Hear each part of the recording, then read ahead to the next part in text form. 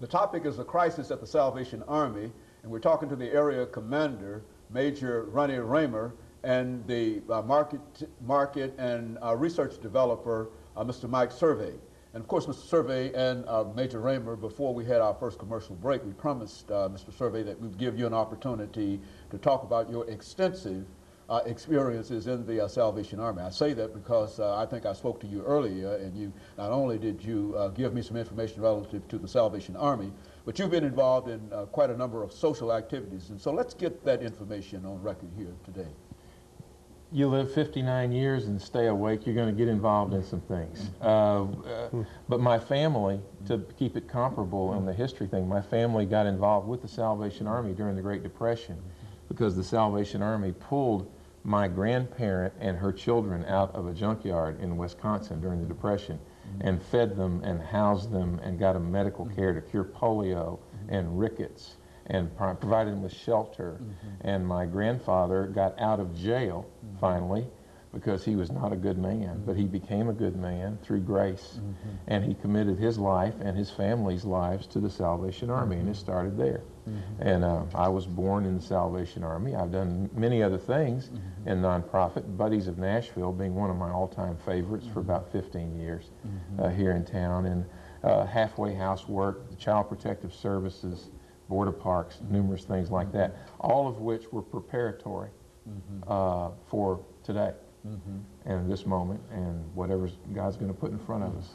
You know, Major RRaymer, I think one of the things that sort of comes through dealing with this is that there's a very, very close family connection and family tie in the Salvation Army. Is that general, or is that just peculiar between the two of you having that kind of family relationship in the Army? Do you find that throughout? Or what? Oh, that is throughout.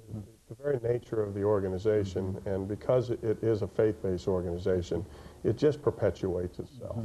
So that's pretty common. Why don't you give our audience some information in reference to the Army itself? Because I think that most of us see the Army only on at Christmas time with bell ringers and etc. And we certainly know that it's more than that. Let's talk about a short historical sketch, if you will, dealing with the Salvation Army. Well, of course, the Salvation Army, as I've already mentioned, is a faith-based organization, but I don't believe that terminology was around back when William Booth, our founder, actually started the Salvation Army by the direction of God, and that would have been in 1865. In fact, back at the end of our Civil War here in the United States. And the Salvation Army has grown from that, of course, worldwide. Its main mission is to preach and show the gospel of Jesus Christ. In other words, to win souls to the kingdom of heaven through Jesus Christ. Now we do that both in word and action. The Salvation Army's motto from the very beginning takes its heartbeat from William Booth, who said, soup, soap, and salvation. You got to clean them up and feed them first before you can talk to anybody about the love of Christ. And that's been our motivation from the very beginning and still is today here in Nashville. Mr. Survey, you mentioned earlier a number of programs that you're involved in, and I'd like to sort of follow up on this idea of the crisis, because from a newspaper article that we read, you are having some real serious problems in terms of your financial resources and cutback and et cetera. Why don't you give our audience some idea in reference to the challenges that you're now facing, and perhaps they can recognize what you need and perhaps they might be able to help you. Thank you. The Salvation Army is purposefully positioned at the bottom of the socioeconomic ladder. We take our post there, and then we look up and try to lift folks who are down at that base level and lift them up the ladder as far as they can go or care to go. We do that through a number of different programmatic initiatives. One that is the more complex I'll describe quickly and first, so as not to confuse. Beginning about 6 years ago, the Salvation Army, with the help of a lot of volunteer leaders and a community, formed the Red Shield Family Initiative on Stockwell Street in Northeast Nashville, adjacent to Sam Levy Homes. And instead of the Salvation Army pretending that it can continue to lift that neighborhood by itself, it reached out to a number of other nonprofit providers, public and private folks. And the short version of this is that it's now a mall of nonprofit service providers, including Metro Social Services, Child Care with Junior League, and Boys and Girls Club, a large Boys and Girls Club, and we got mental health through Centerstone, and YWCA's got numerous programs, and it goes on. Department of Human Services is there, all on one square block campus. United Neighborhood Health Services, full service health clinic, emergency services center, lots of things. Second Harvest food boxes are available on our campus. So it's quite a model of collaboration and economy, by the way, because the Salvation Army could not afford anyway, I promise you as the development director, it could not afford to do that service for that community. Now beyond that, we have the more traditional services. We have another child care center down the street, and it originated in offering service somewhat exclusively to homeless families. There are one or two others in town that have joined us in that now, and that's wonderful. We have a men's lodge, emergency shelter for men who may just be coming through town or may have gotten laid off or something and don't have any place to stay.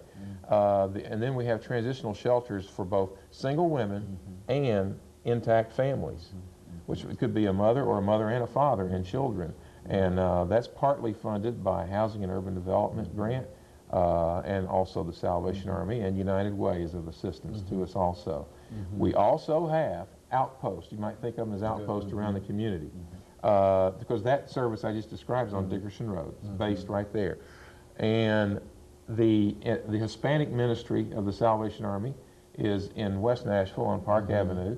The Laotian ministry is out Nolensville Road on Paragon Mills. We have another ministry on Neely's Bend in the Madison area serving that general neighborhood. And we have a Magnus worship and service ministry back down in Northeast Nashville also. Numbers. Good. More than 30,000 individuals will be touched by the Salvation Army this year by one or more of those services. The one that we're known best for, to get back where you introduced us, is Angel Tree Program and the kettles, of course, and all that. Hopefully people see that as one big effort, and it is. It's a huge effort. We went from serving 16,400 people last Christmas to 17,400, excuse me, a year ago it was 16,400. This past Christmas it was 17,400 individuals. Children, families, seniors who are isolated and needful. And so in a real sense, there's a real need as we make preparations for our second commercial break here, Mr. Survey. There's real need for aid and assistance. And of course, when we come back, we'll give both of you an opportunity to talk about some of the needs that you have. And we'll be back with our audience following this very, very short commercial break.